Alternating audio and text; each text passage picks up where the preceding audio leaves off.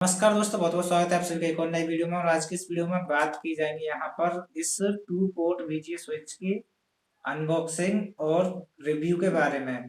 तो यहाँ पर ये एक मैंने टू पोर्ट वीजीए स्विच ले लिया है। अब इसकी सबसे पहले आप देखोगे अनबॉक्सिंग और उसके बाद देखोगे रिव्यू। रिव्यू ऐसा नहीं कि मतलब वैसे ही मतलब प्रोडक्ट लिया और दूसरे दिन ही रिव्यू बनाने लग गया। इसको यूज करते करते मुझे 10 से 12 दिन हो गए हैं और इसको यूज करना भी मैंने बंद कर दिया है।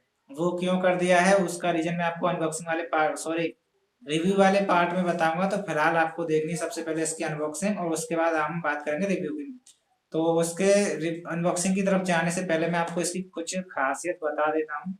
तो यहाँ पे खासियत है इसकी कि यहाँ पर ये देख सकते हो आप, दो बटन दी गई हैं जो कि ए और बी, यानी कि इसमें दो कंप्यूटर कनेक्ट हो सकते हैं। एक लैपटॉप या एक कंप्यूटर या दो कंप्यूटर और एक मॉनिटर कनेक्ट हो जाएगा। यानी कि 2 इन और 1 आउट। आपके पास एक ही मॉनिटर है और दो कंप्यूटर हैं, आप चाहते हो दोनों का जो है मुझे अलग से मॉनिटर ना लेना पड़े या डिस्प्ले नहीं खरीदनी पड़े, तो उसके लिए सॉल्यूशन बनाया गया है जो कि सही से काम नहीं कर रहा है। ठीक है, अब इसमें फंक्शन वगैरह फीचर्स वगैरह सारी चीज़ मैं आज की इस वीडियो में आपको बता दूंगा। तो चलिए चलते हैं फटाफट से अनबॉक्सिंग की तरफ। और वीडियो पूरी देखना, रिव्यू जरूर से सुनना, क्योंकि रिव्यू इसका जो है बहुत ही अच्छा होने वाला है, इसलिए रिव्यू जरूर देखें। तो चलिए चलते हैं अनबॉक्सिंग की तरफ। तो ये है कुछ बॉक्स जो कि अमेज़ॉन की तरफ से डिलीवर हुआ है और इसको फटाफट से अनबॉक्स कर लेते हैं। तो जैसे इसको ओपन करेंगे, यहाँ पर कट मैंने पहले ही मार दिया था। तो उसके अलावा इसमें दो आइटम हैं। एक तो ये रहा आपका एडेप्टर और ये शायद इसका बिल हो। तो ये है आपका VGA 15.2C और इसका जो मेन फीचर मैंने आपको बताया था, दो पोर्ट VGA स्विच, यहाँ पे 2 इन और 1 आउट है। ठीक है, तो इसको फटाफट से अनबॉक्स कर लेते हैं। और उसके अलावा इधर कुछ नहीं है, इधर भी VGA यहाँ पे मॉडल नंबर दिया गया है। उसके अलावा यहाँ पे कुछ MRP और 2 पोर्ट VGA स्विच, की press switch, resolution 1920x1440। Non power, सबसे अच्छी बात इसकी ये है कि ये जो है पावर सप्लाई नहीं लेता, डायरेक्ट चलता है। 2 पोर्ट सिंपल VGA स्विच और की प्रेस स्विच, रिजोल्यूशन इतनी है, नॉन पावर, डायग्राम बस। और उसके अलावा इस साइड में यहाँ पर कुछ भी नहीं है, 2 पोर्ट VGA स्विच। और फटाफट से इसको ओपन कर लेते हैं। यहाँ पे कोई भी सील वगैरह लगी हुई नहीं मिली है, जो भी है जैसा भी आपके सामने है। उसके अलावा कुछ ऐसा लुक आता है, इसको बाहर निकाल लेते हैं। उसके अलावा बॉक्स में यहाँ पर कुछ भी नहीं है। तो जैसे इसको बाहर निकलेंगे, ये रहा हमारा मेन जो है VGA स्विच। इसको यहाँ से बाहर निकाल लेते हैं। तो कुछ इस तरीके का लुक आता है, 2x1 2 port VGA switch, wide screen. इस साइड में यहाँ पर कुछ नहीं है, स्क्रू है ये रबर के वो हैं जो कि टेबल पर रखने पर ये टच नहीं होगा, रबर पैड बोलते हैं इनको। उसके अलावा ये एक स्क्रू। और इस साइड में यहाँ पे 2 पोर्ट बटन दी गई हैं, 2 पोर्ट AB स्विच। और यहाँ पर केबल लगाने का सारा मैनेजमेंट है, ये इन और आउट। और यहाँ पर ये ए मतलब पहले कंप्यूटर का इनपुट, दूसरे कंप्यूटर का इनपुट और यहाँ पे मॉनिटर का आउटपुट। या फिर यहाँ से आप सिंगल डिस्प्ले कर लो और यहाँ पर यानी कि 1 इन और 2 आउट हो जाएंगे और 2 इन और 1 आउट हो जाएगा। तो ये इसमें सिस्टम है। उसके अलावा इसको स्विच करने के लिए यहाँ पे बटन दिया गया है कि कौन सी डिस्प्ले दिखानी है। यहाँ पे A और B लिखा है, देखिए A और B। तो यहाँ पे A और B जो डिस्प्ले आपको दिखानी है उस पर प्रेस करना है आपको A। अब A वाली डिस्प्ले जो है डिस्प्ले होगी मॉनिटर पर और यहाँ पे सेकंड डिस्प्ले आ जाएगी B दबाते ही। यहाँ पे B वाली हो गई ये A और यहाँ पे अब ये कोई भी नहीं आएगी। जैसे आप B प्रेस करोगे तो B वाली डिस्प्ले होना लग जाएगी और A वाली प्रेस करोगे तो A वाली। ठीक है, तो कुछ इस तरीके से इसको स्विच करते हैं। तो फटाफट से इसको जो है कनेक्ट कर लेते हैं और उसके बाद स्विच करके देखते हैं कि किस तरीके की क्वालिटी आ रही है और किस तरीके से ये वर्क कर रहा है। और बटन दबाने पर जो है कितनी देर से डिस्प्ले शो होती है, वो सारी चीज़ें अभी देखते हैं इसी वीडियो में। तो वीडियो को छोड़कर कहीं मत जाइएगा, वीडियो को अंत तक जरूर से देखिएगा तथा चैनल को सब्सक्राइब करके बेल बटन दबाना बिल्कुल भी मत भूलिएगा। तो चलिए चलते हैं कनेक्शन की तरफ। तो अभी आ चुके हैं सेटअप की ओर। तो सेटअप में मैं आपको दिखा देता हूं कि ये रही अपनी डिवाइस जो कि मैंने आपको दिखाई थी अनबॉक्सिंग के टाइम पे, मॉनिटर। और इधर आप देख सकते हो ये रहा अपना लैपटॉप, यानी कि एक सिस्टम हमारा ये रहा जिससे कि ये कनेक्ट करनी है डिस्प्ले। और दूसरा सिस्टम मैं आपको दिखा देता हूँ। दूसरा आप देख सकते हो ये आपका UPS रखा हुआ है जेब्रोनिक्स का और ये यहाँ पर CPU रखा है जिसमें कि VGA केबल लगी हुई है। और ये इसका सिंगल मॉनिटर और ये लैपटॉप की डिस्प्ले। तो यहाँ पे दो यहाँ पे सिस्टम हो चुके हैं और डिस्प्ले एक ही है, तो इसको कनेक्ट करने के बारे में आपको बता रहा था। तो यहाँ पे ए वाला जो पोर्ट है, इसमें आपको लैपटॉप की डिस्प्ले लगा देनी, यानी कि मैंने जो सेटअप किया है वो मैं आपको बता देता हूँ। सेटअप करना इसको बड़ा ही इजी है। ए और बी स्लॉट आप देख सकते हो, यहाँ पे भी मैंने आपको बताए थे। तो ए में यहाँ पर मैंने इस साइड यानी कि ये वाली डिस्प्ले लगा दी इसमें, और बी में लगा दी ये वाली डिस्प्ले कंप्यूटर की। और यहाँ पे ये जो पोर्ट है, यहाँ पे मैंने डिस्प्ले को अटैच किया था इसको, यानी सैमसंग की को। अब वो उसके अलावा इसको मैंने जैसा कि आपको बताया, इसको यूज करना मैंने बंद कर दिया है। वो क्यों कर दिया वो भी मैं आपको बताऊंगा। इसका जो डिवाइस कनेक्ट कर दी, तो इसका एक होता है थोड़ा सा सेटअप होता है, वो मैं आपको बता देता हूँ क्या करना होता है। उसके लिए मैं लैपटॉप चालू कर लेता हूँ। तो जैसे ही आप इसको प्लग इन करेंगे, तो अब बात करेंगे यहाँ पे हम सेटअप की। तो सेटअप में आपको क्या करना है, जैसे ही आप इसको प्लग इन करोगे तो कुछ इस तरीके के आइकन वगैरह आपको दिखेंगे। आप देख सकते हो यहाँ पर ये जो एरिया है ये काफ़ी बड़ा बड़ा आ रहा है। तो इसकी सेटिंग आपको कैसे करनी है वो मैं आपको बता देता हूँ। तो सबसे पहले आपको यहाँ पे डिस्प्ले सेटिंग में जाना है, यानी कि ये कुछ बड़ा बड़ा डिस्प्ले होगा, जो भी आपकी डिस्प्ले है उससे भी ज़्यादा बड़ा बड़ा डिस्प्ले होगा। यहाँ पर देखिए मेरा कैमरे का एंगल वगैरह सब वही है, यहाँ पे नाइट डिस्प्ले वगैरह सब ऑन है, कोई दिक्कत नहीं है। तो आपको नीचे जाना, तो यहाँ पे स्केल एंड लेआउट, यहाँ पे आपका 125, 175, 150 अलग अलग सिस्टम का अलग अलग हिसाब से हो सकता है। तो इसको आपको 100 कर लेना है। ठीक है, जैसे आप 100 करोगे ये छोटा हो जाएगा। फिर से मैं बता देता हूँ। तो ये बाय डिफॉल्ट जैसे ही आप उसको प्लग इन करोगे तो 125, 175 आपके सिस्टम के हिसाब से हो जाएगा कुछ इस तरीके का।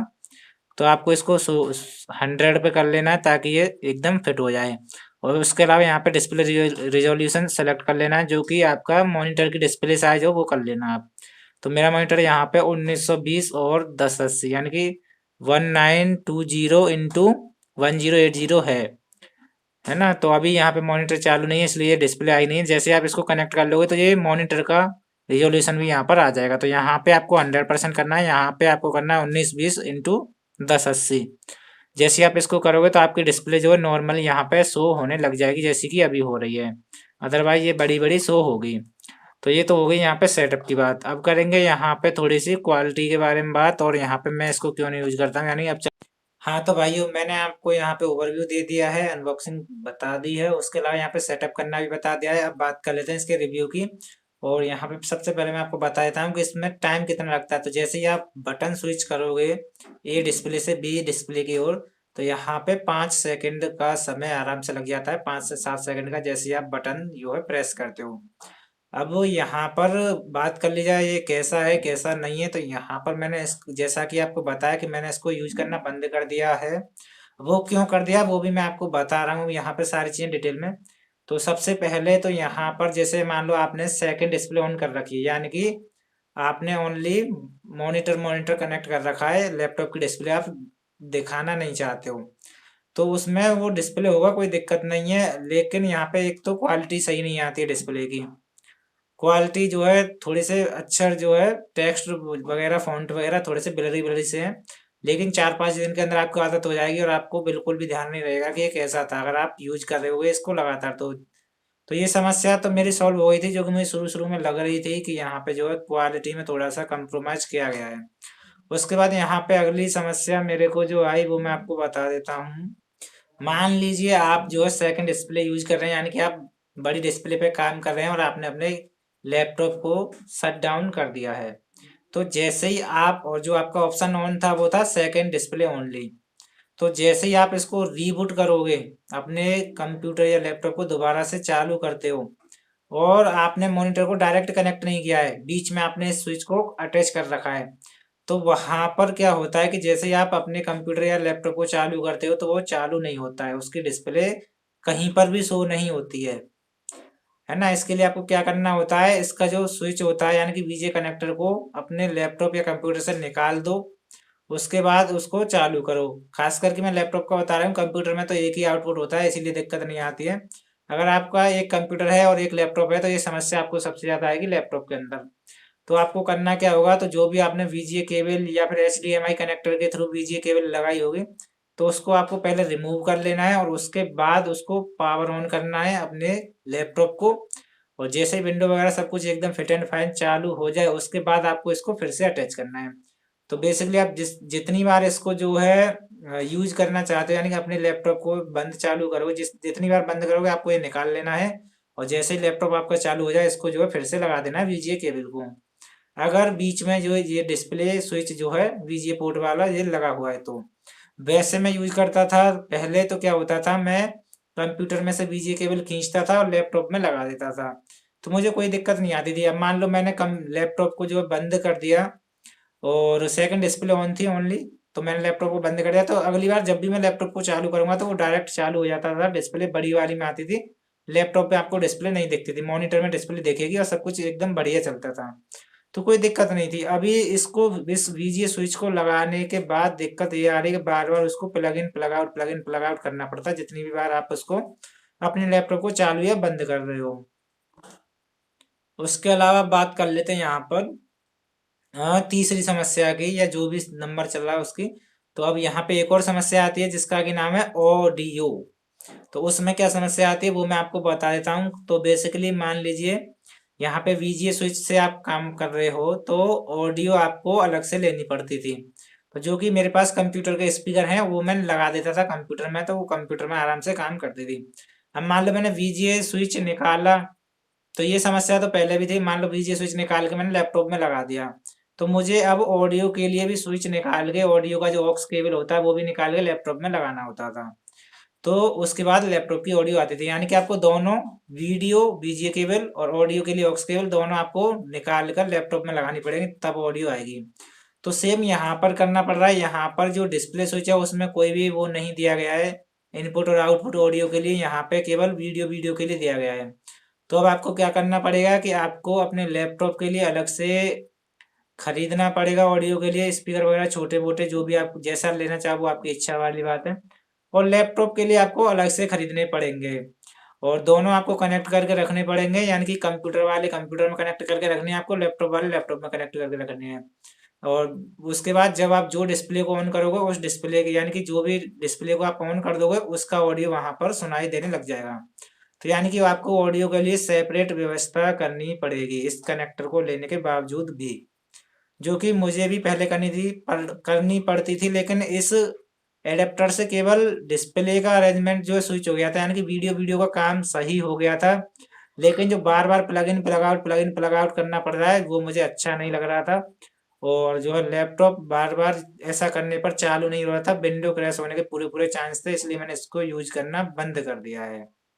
बाकी इसकी बस मुझे एक ही खास बात लगी कि ये पावर सप्लाई जो है बिल्कुल भी नहीं लेता ये अडेप्टर। अब बात कर लेते हैं यहाँ पर फाइनल रिव्यू की ओर। तो फाइनली मैंने आपको बता दिया, मेरा रिव्यू तो यही है कि ये आपकी केवल वीडियो की प्रॉब्लम को सॉल्व करेगा। और अगर आपके पास दो कंप्यूटर हैं, मैं रिपीट कर रहा हूँ, अगर आपके पास दो कंप्यूटर हैं तो आपको कोई दिक्कत नहीं, आप इस अडेप्टर को ले लोगे और एक डिस्प्ले है तो ये अडेप्टर अच्छे से काम करेगा। लेकिन अगर आपने एक लैपटॉप और एक कंप्यूटर ले लिया तो लैपटॉप में आप परेशान होंगे उसको निकालने लगाने में। कहने का मतलब ये, अगर आपके लैपटॉप में VGA का पोर्ट है तो आप VGA वाला लीजिए। अगर आपके लैपटॉप में HDMI का स्लॉट है तो आप HDMI वाला स्प्लिटर लीजिए। ये पूरा VGA वाला है जैसा कि मैंने आपको दिखाया। अगर आपके लैपटॉप में HDMI वाला है तो आप HDMI वाला लीजिए, वरना आप बहुत ही परेशान होंगे इस एडेप्टर को लेने के बाद। तो मैंने तो ले लिया है, अब जो भी है जैसा भी है, मैंने इसको लेने का रीजन मैं आपको बताया, मेरे लैपटॉप में है HDMI का और कंप्यूटर में VGA है। अब मेन जो समस्या थी वो थी कि जो मॉनिटर है उसमें HDMI का स्लॉट नहीं है, अगर उसमें भी होता तो मैं HDMI वाला ले लेता। अब यहाँ पे 3-4 कनेक्टर लेने पड़ते हैं और उसके बाद HDMI वाला स्विच लेना पड़ता है, इसीलिए मैंने इसको ले लिया कि ज़्यादा एडेप्टर वगैरह जो है नहीं लेने पड़े। तो यहाँ पर ज़्यादा ना लेने पड़े इसके चक्कर में ये चीज़ थोड़ी सी सही नहीं है। बाकी जो भी मैंने आपको रिव्यू दिया है वो मैंने अपने पर्सनल यूजर एक्सपीरियंस के अनुसार दिया है। मैंने अडेप्टर को खरीदा है, कोई मेरे को रिव्यू यूनिट नहीं आई है। तो जैसा मैंने यूज किया, जो मेरी समस्या आई वो मैंने आपको बता दिया है, इसमें मुझे कंपनी से कोई दिक्कत नहीं है। और बाकी ये अडेप्टर मेरे तो किसी यूज का नहीं है, अडेप्टर ये वैसे ही पड़ा है, मैंने आपको बता दिया, दो ही वो उसमें जो पड़ी है वैसे ही पड़ा है। अब इसको रिटर्न विटर्न करने का भी कोई ऑप्शन बचा नहीं है। तो कुल मिलाकर यह है, इस एडेप्टर को मैं तो यूज करने वाला नहीं हूँ और मैं आपको यही सलाह दूंगा कि आप जो है HDMI वाला कनेक्टर ले लें, या चाहे आप 2-in-1 लें या 1-in-2 लें। वह 2-in-1 यानी कि 2 लैपटॉप और 1 मॉनिटर, या फिर 1 लैपटॉप और 2 मॉनिटर, ठीक है। तो आप जैसा चाहें वैसा ले लीजिए। बाकी मेरा जो सलाह रहेगी पर्सनल यूज करने के बाद वो यही रहेगी, आप HDMI वाला लें, VGA वाले को जो है स्किप कर दें। तो बस इतना ही कहना चाहूँगा कि अगर आप यहाँ तक देख रहे हैं तो वीडियो को लाइक करना तथा चैनल को सब्सक्राइब करना तो बनता है। बाकी इस संबंध में आपको कोई भी समस्या आए तो मुझे कमेंट करके बता देना, मैं उसका जवाब आपको ज़रूर दूँगा। चैनल को सब्सक्राइब कर लीजिएगा तथा साथ में आने वाले बेल बटन को भी अवश्य दबा दीजिएगा। तो मिलते हैं आप सभी से नई वीडियो में, तब तक के लिए गुड बाय।